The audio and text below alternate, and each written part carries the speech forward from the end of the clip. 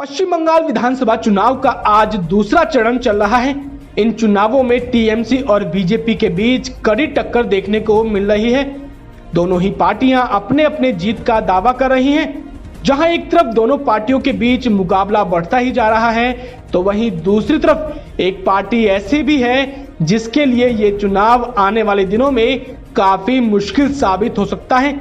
जी हां, हम बात कर रहे हैं कांग्रेस पार्टी की।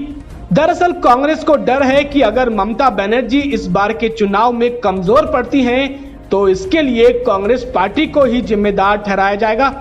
हम आपको बता दें कि हाल ही में ममता बनर्जी ने चुनाव से पहले सभी विपक्षी पार्टियों को साथ आने की अपील की थी, लेकिन कांग्रेस और लेफ्ट ने अलग गठबंधन करके ममता बनर्जी के वोट बैंक में ही सेंध लगा दी है।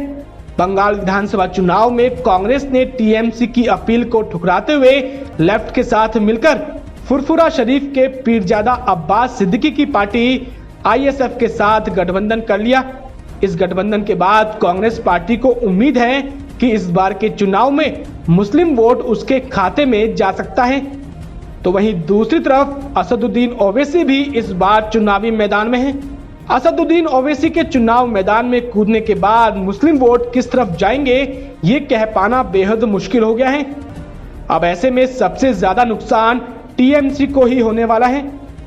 हालांकि एक बार फिर ममता बनर्जी ने सभी विपक्षी पार्टियों को चिट्ठी लिखी है कि सभी पार्टियां बीजेपी के खिलाफ एकजुट हो। इस चिट्ठी के बाद कांग्रेस पार्टी के अंदर ऐसी खबरें आ रही हैं कि कई नेता चाहते हैं कि पार्टी को ममता बनर्जी का आग्रह स्वीकार कर लेना चाहिए। पार्टी के एक वरिष्ठ नेता ने कहा है कि कांग्रेस जब तमिलनाडु में डीएमके के साथ 25 सीट पर चुनाव लड़ सकती है, तो पश्चिम बंगाल विधानसभा चुनाव में भी टीएमसी का साथ देने के लिए इस तरह का कदम उठा सकती है। हम आपको बता दें कि 2011 के विधानसभा चुनावों में कांग्रेस और टीएमसी के बीच गठबंधन था। उस दौरान 66 सीट पर कांग्रेस ने चुनाव लड़कर 42 सीटों पर जीत हासिल की थी। उसके बाद 2016 के विधानसभा चुनावों में कांग्रेस पार्टी ने लेफ्ट के साथ मिलकर चुनाव लड़ा था। उस दौरान कांग्रेस ने 92 सीट पर चुनाव लड़ा और 44 सीट पर जीत हासिल की।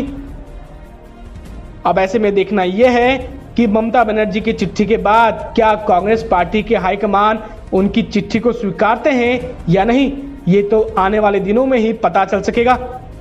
फिलहाल के लिए इतना ही। देश दुनिया की तमाम खबरों को जानने के लिए आप देखते रहिए लोक सत्य।